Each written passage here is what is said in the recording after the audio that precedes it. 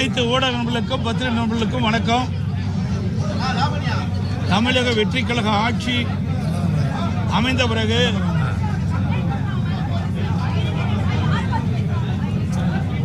வேளாண் பட்ஜெட் முதலில் இரண்டாம் நாளில் தாக்கல் செய்யப்பட்டிருக்கின்றார்கள்.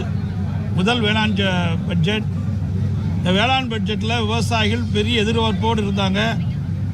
ஆனால் அந்த வேளாண் பட்ஜெட்டில் விவசாயிகளுக்கு மிகப்பெரிய ஏமாற்றம் தான் மிஞ்சியது. கடந்த கால திராவிட முன்னேற்ற கழகத்தில் வேளாண் பட்ஜெட் என்று சமர்ப்பிக்கப்பட்டார்கள். அதில் 20 டிபார்ட்மெண்ட் 20 துறைகள் ஒன்றாக இணைந்து வேளாண் பட்ஜெட் என்று அறிவிக்கப்பட்டார்கள். அதே நிலையில்தான் இன்றைக்கு புதிதாக அமைந்துள்ள தமிழக வெற்றி கழக அரசு தமிழக விவசாயிகளை ஏமாற்றுகின்ற விதமாக வேளாண் பட்ஜெட் என்று அறிவிக்கப்பட்டு சுமார் 2.5 மணி நேரம் அந்த வேளாண் பட்ஜெட்டை வாசித்தார். ஆனால் அதில் ஒரு முக்கியமான திட்டம் ஒன்றும் இடம்பெறவில்லை. விவசாயிகளுக்கு பயனளிக்கக்கூடிய திட்டம் எதுவும் இடம்பெறவில்லை. ஏற்கனவே ஒவ்வொரு ஆண்டும் வேளாண் மானிய கோரிக்கை நடைபெறுகின்ற பொழுது என்ன அறிவிப்பு இருக்கின்றதோ அதே அறிவிப்பு தான் வேளாண் பட்ஜெட்டிலும் இடம்பெற்றிருக்கின்றது. கடந்த காலத்தில் திராவிட முன்னேற்ற கழக ஆட்சியில் 20 துறையும் ஒன்றாக இணைத்து வேளாண் பட்ஜெட்டை அறிவித்தார்கள். அதில் எப்படி துறை வாரியாக இந்த 20 துறை வாரியாக எப்படி அறிவிக்கப்பட்டதோ அதே போலதான் இன்றைக்கு தமிழக வெற்றி கழகம் வேளாண் பட்ஜெட்டை சட்டமன்றத்தில் சமர்ப்பிக்கின்ற பொழுது அதே திருப்பி ஸ்டிக்கர் ஒட்டி அறிவிச்சிருக்கிறாங்க. அவ்வளவுதான், புதுசை எதுவுமே இல்லை.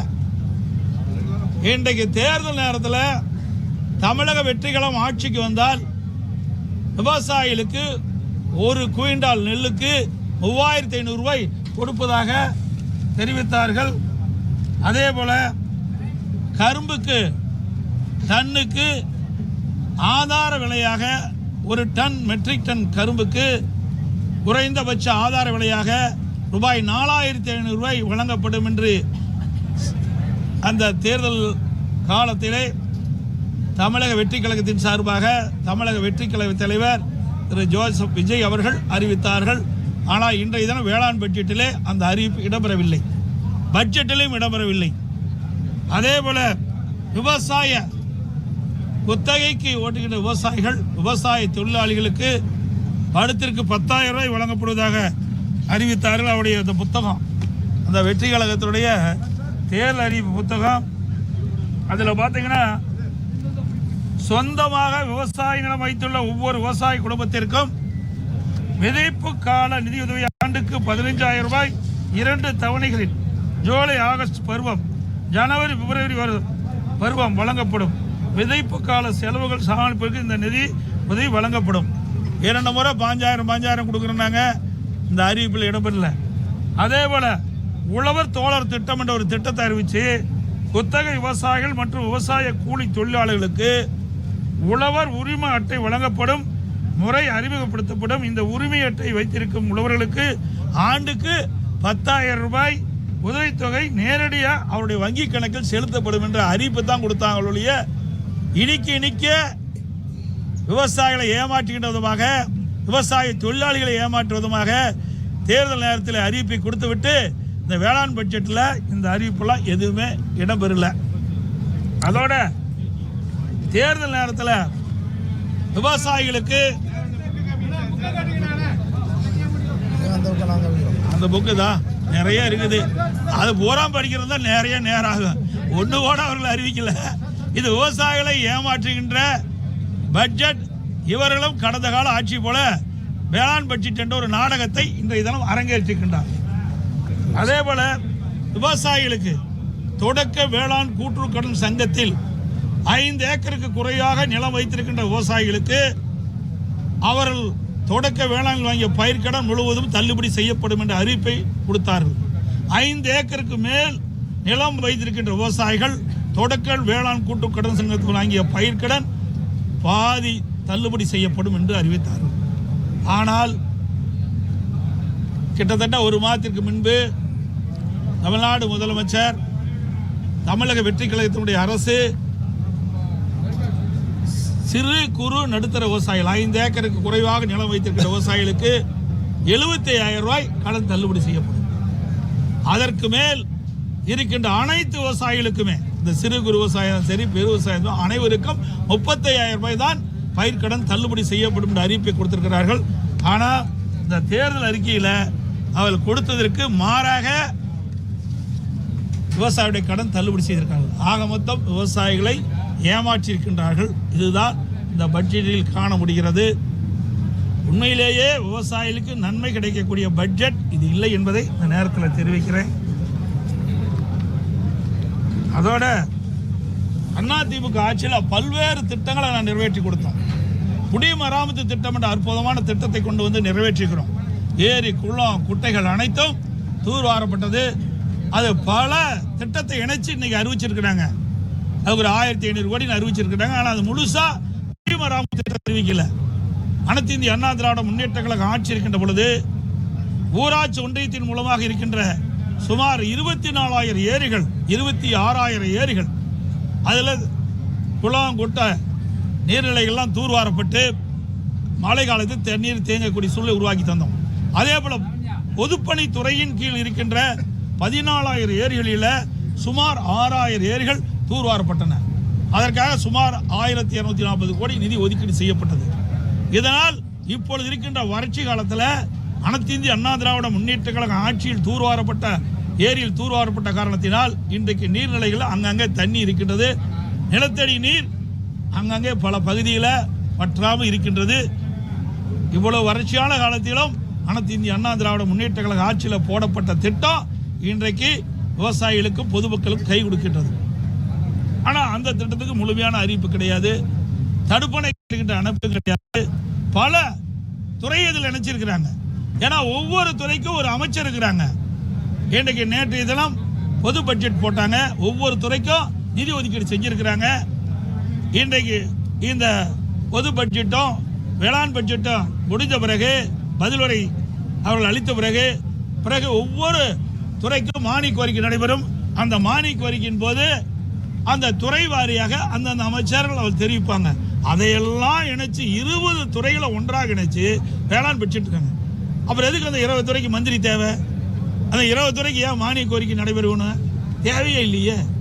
ஆக இதையெல்லாம் விவசாயிகளை ஏமாற்றுவதற்காக கடந்த கால அரசு நாடகம் போடுது. இந்த அரசும் ஒரு நாடகத்தை போட்டு விவசாயிகளுக்கு மிகப்பெரிய ஏமாற்றத்தை தந்திருக்கிறது. அதெல்லாம் ஒன்றுமே காணாம். மேகதாதும் இல்லை, மேகதாது பற்றி சொல்லலை. அதெல்லாம் நீர்வளத்துறை அமைச்சரில் வரும்போது வரும்னு நினைக்கிறேன். ஏன்னா இதெல்லாம் வேளாண் பட்ஜெட் உங்களுக்கு நல்லா தெரியும். ஏன்னா 20 துறை ஒன்றா வச்சு தான் போட்டுக்கிறாங்க. அது 2.5 மணி நேரம் பேசுகிறாரு. கிட்டத்தட்ட 2 மணி நேரம். பொது பட்ஜெட் கூட 2 மணி நேரம் 31 நிமிஷம் தான். ஆனால் வேளாண் பட்ஜெட்டில் வேளாண் துறை அமைச்சர் கிட்டத்தட்ட 2 மணி நேரம் 35 நிமிடம் பேசியிருக்காரு. அதுதான் சாதனையாக வேளாண் பட்ஜெட்டுடைய சாதனை. 2 மணி நேரம் 35 நிமிஷம் பேசி வேளாண் பெருமக்களுக்கு எதுவுமே கிடைக்காம, எந்த ஒரு பயனும் கிடைக்காம இந்த அரசு வேளாண் பட்ஜெட்டை சமர்ப்பிக்கும். ஓதுங்க. இப்போ 2.5 மணி நேரம் கேட்டது பத்தலையா? 2.5 மணி நேரம் கேட்டு இல்லை பிரயோஜனம் இருக்குது? ஏதாவது பயன் இருக்குதா? அவர்கள் கொடுக்க நாங்கள் ஒன்றும் சொல்லலைங்க. அவர்கள் அறிவிக்கணும்ல. எவ்வளோ அறிவிப்பு அறிவிச்சிருக்கிறாங்க. நேற்றைய தினமும் 43 கிட்டத்தட்ட பொது பட்ஜெட்டில் தமிழக வெற்றி கழகம் தேர்தல் நேரத்தில் கொடுக்கப்பட்ட அறிவிப்புக்கு எதுவுமே நிறைவேற்றல. கொடுக்கப்பட்ட வாக்குறுதி எதுவுமே நிறைவேற்றல. இன்றைய தினமும் 2026 சட்டமன்ற பொதுத் தேர்தலில் தமிழக வெற்றி கழகம் கொடுக்கப்பட்ட விவசாயிகளுக்கு கொடுக்கப்பட்ட வாக்குறுதி நிறைவேற்றல. அதுதான் இப்பொழுது ஊடகத்தின் வாயிலாக பத்திரிகையின் வாயிலாக விவசாய பெண்கள் தெரிந்து கொள்ள வேண்டும். அதிமுக ஆட்சியில் எவ்வளோ செஞ்சோம்? பாதுகாக்கப்பட்ட வேளாண் மண்டலம் கொண்டு வந்தோம். குடிமராமத்து திட்டத்தை கொண்டு வந்தோம். தூர்வாரின்ற பணியை மேற்கொண்டோம். 50 ஆண்டு காலம் தீர்க்கப்படாத காவிரி நதிநீர் பிரச்சனைக்கு தீர்வு கண்டோம். எல்லாமே செஞ்சது அதிமுக ஆட்சி. வறட்சி வருகின்ற பொழுது விவசாயிகளுக்கு தேவையான உதவிகளை செஞ்சோம். 2 முறை விவசாயிகள் வாங்கிய தொடக்க வேளாண் கூட்டுறவு சங்கத்தில் வாங்கிய பயிர்க்கடன் ஒரு 5 ஆண்டுல 2 முறை தள்ளுபடி செய்த அரசு அதிமுக அரசு. அதே போல விவசாயிகள் பேரிடர் காலத்தில் விவசாயியுடைய விளைநிலங்கள் பயிரிட்டிருக்கின்ற விளைநிலங்களில் பயிர்கள் சேதமடைஞ்சா அந்த பயிர் காப்பீட்டு திட்டத்தின் மூலமாக இந்தியாவிலேயே அதிக இழப்பீட்டு தொகையை விவசாயிகளுக்கு பெற்றுத்தந்த அரசு அதிமுக அரசாங்கம். எவ்வளவு நாங்கள் செஞ்சோம். கொரோனா காலத்தை கூட விவசாயிகள் பாதிக்கூடாது என்பதற்காக பல்வேறு திட்டங்களை கொண்டு வந்து நிறைவேற்றி தந்திருக்கிறோம். ஆனால் இன்றைக்கு வேளாண் பட்ஜெட் என்று ஒரு பட்ஜெட்டை அறிவித்து வேளாண் பெருமக்களுக்கு எந்த நன்மையும் கிடைக்க முடியாத பட்ஜெட் இந்த வேளாண் பட்ஜெட் என்பதை இந்த நேரத்தில் தெரிவிக்கிறேன்.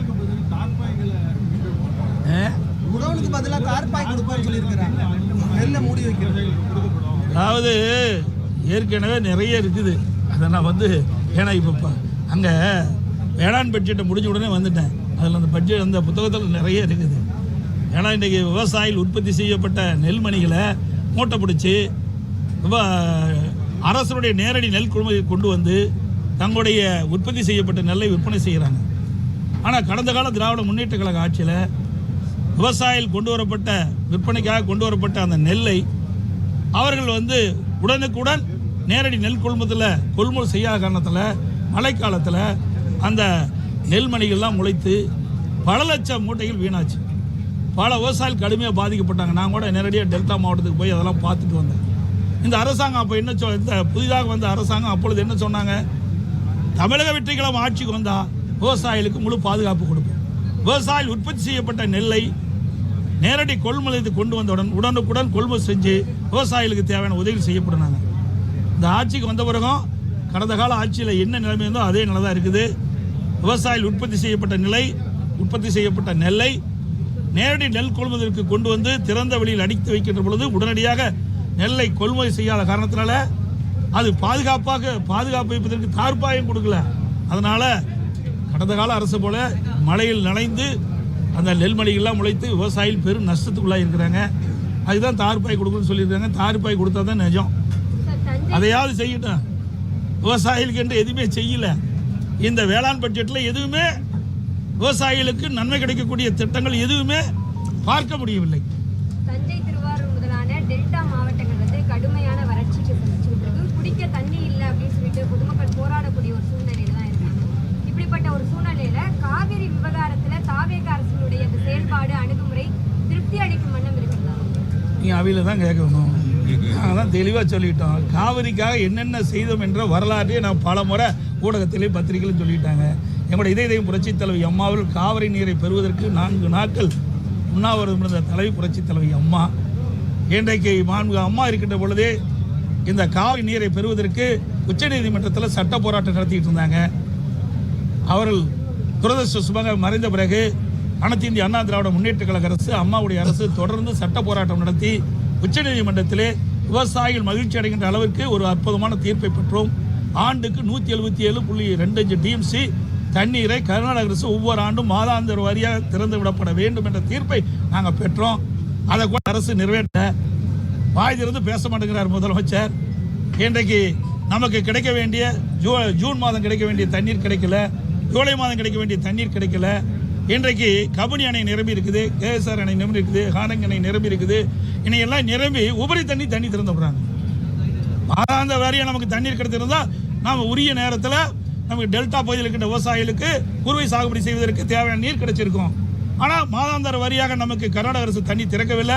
இந்த அரசு தண்ணீர் பெறுவதற்கு எந்த முயற்சியும் எடுக்கல. வாய் திறந்து கூட பேச மாட்டேங்கிறார். அது மட்டும் இல்லை, ஒட்டுமொத்த தமிழ்நாட்டிற்கு இழுக்கு ஏற்படுகின்ற விதத்தில், தலைகுனி ஏற்படுகின்ற விதத்தில் இவர் கர்நாடகத்துக்கு போறங்கிறாரு. கர்நாடக முதலமைச்சர் வர வேண்டாம்னு சொல்றாரு. கர்நாடக முதலமைச்சர் கர்நாடகத்துக்கு வர வேண்டாம்னு சொல்றார். எந்த அளவுக்கு இன்றைக்கு தமிழ்நாட்டுக்கு தலைகுனி ஏற்பட்டிருக்கிறது முதலமைச்சர் எண்ணி பார்க்க வேண்டும். இது தனிப்பட்ட முறையில் கிடையாது. இன்றைக்கு முதலமைச்சர் என்பது தமிழ்நாட்டுடைய முதலமைச்சர். இன்றைக்கு தமிழ்நாட்டுக்கு அனைத்து மக்களுக்கும் முதலமைச்சராக இருக்கிறார். தேர்தல் வர வரைக்கும் வேற, தேர்தல் வந்த பிறகு முதலமைச்சர் என்ற பொறுப்பு வந்த பிறகு ஒட்டுமொத்த தமிழ்நாட்டு மக்களுடைய நலன் சார்ந்த பிரச்சனையாக பார்க்க வேண்டும். ஒட்டுமொத்த தமிழ்நாட்டு மக்களுக்கு தலைகுனிவு ஏற்படுகிற அளவிற்கு அவருடைய செயல்பாடு அமைந்துள்ளது வருத்தம் அளிக்கிறது. சார் நேற்றே சொல்லிட்டேன். நேற்று தினமே அவர் பொது பட்ஜெட்டுக்கே 0 தான் கொடுத்துருக்குறாங்க. வேளாண் பட்ஜெட்டுக்கு -0 கொடுக்கலாம். நன்றி, வணக்கம்.